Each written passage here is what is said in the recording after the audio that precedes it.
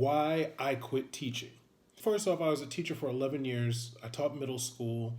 Really, I started out as a substitute teacher, and just through things that I'll go over a little bit later, I actually became a full fledged teacher and wound up teaching middle school science. Number one is that nobody cares about education.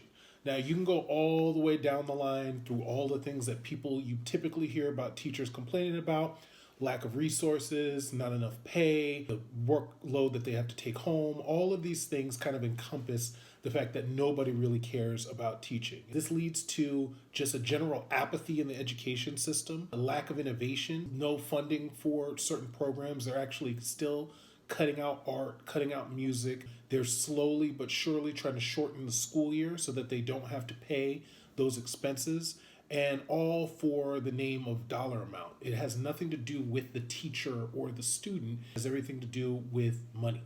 So we can go all the way, start from the Department of Education all the way down to a school district. About nobody really is taking a care for what is going on in the schools. And as a result, you can see the decline of public education in the United States. Number two is that there is a parenting crisis. The parenting crisis, and this is, granted, I'm in my bubble, and so the school districts that I've worked at and the students that I've worked with and the environment that I'm in, I see a lot of these same things, and I see a lot of these parents not really holding their kids accountable, number one. The parents are guilty that if they discipline their child, if they're harsh toward their child, even if they make a mistake in judgment with their child, that their kid is not going to like them. So as a result, they don't discipline them. They want to be the kid's friend. Now, translate this to teaching. You bring a classroom of 30 kids and you get a good percentage of them who don't have any accountability at home. The teacher is left with holding the bag of trying to not only teach the kid, but also to parent the kid as well. The administration is not holding the kids accountable at all either, because I've worked in both public, charter, and independent private schools, and the main thread that lies throughout those schools, they have to have enrollment numbers and they have to have people coming to that school, because the administration has to deal with the fact that if they piss off the parent can say, well, I'm going to take my kid out of this school, or I'm going to report this to the district, and that is detrimental to the school organization. So what they'll do is they'll find any excuse they can to keep the kids' butt in the seats. And normally what that means is the buck gets passed to the teacher. Number three, my purpose had expired. I saw a statistic the other day that says out of the entire teaching population of the United States of America, black men make up less than 1%. Lower income schools or schools that have a big minority populations, it's important for them to put the face of black people in the forefront so that the community can see that they are representative of the community in their education goals. But the truth is they're really not. Largely, all schools are still dominated by white females as the teachers. The administration is still dominated by white men. What I started to see, if you're the only black male teacher in the school, there's no support for anything that you have to go through racially or socially, anything like that. And what I noticed is that the black students are used to being coddled by these white female teachers. There is a very strong current of white guilt that circumvents a lot of different industries, but teaching especially, where white female teachers make up 85% of the teaching population in the United States. These female teachers have a very kind of mothering, nurturing aspect to them.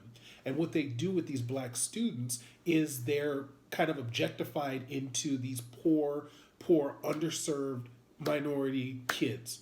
Black students aren't stupid at all. They pick up on that 100%, and they can play up the guilt card, and they can play up the feel sorry for you card, so that they have an easier time getting away with all of the stuff that they might want to get away with. And again, they're kids. It's not like because they're black they misbehave. It's because they're kids they misbehave. Because I feel like I was placed there to handle the black kids, to relate to the black kids. I thought the best way to do that is to not treat them like they are deficient, to not treat them like they're inferior, to treat them that they are smart, they are capable, they are responsible, and they will be held accountable. The percentage of the kids who were like, ugh, I don't like this. I don't like the fact that this teacher is holding me accountable and making me actually work and making me actually be responsible for my actions. And so as a result, they would go back to these white teachers and these white administrators and say, "Oh, I need help." And they would jump to the help of these students, not because they actually needed help, but because, again, they're trying to keep butts in the seats. Treating them like they're capable people got too out of hand. And my usefulness and my strategies and kind of my place had just kind of worn out, and my purpose has expired. So that was one of the main reasons why I started thinking about quitting and eventually quit a couple of years ago. To sum it all up, I liked teaching. I just didn't like being a teacher. I did enjoy the fact of, shaping kids' lives, and I liked being kind of having a captive audience and being a charismatic lecturer and things that I'm good at. I did enjoy that, but the whole arc of being a teacher, especially nowadays, is just too much. People who make a choice to be teachers deserve to have a living wage and deserve to have respect and deserve to have some type of support and job security in what they do, because what they do is a difficult task. People have the attitude that if people want to be teachers, you want to do it for free because you just love kids and you just want to be around kids and that's all you want to do. So we can pay you $35,000 a year and have crappy benefits because you would do it for free. So I felt my talents were wasted there. And although there were aspects, and there still are aspects that I miss about it, it definitely, to me, ran its course. I feel like I hung in there longer than most teachers did.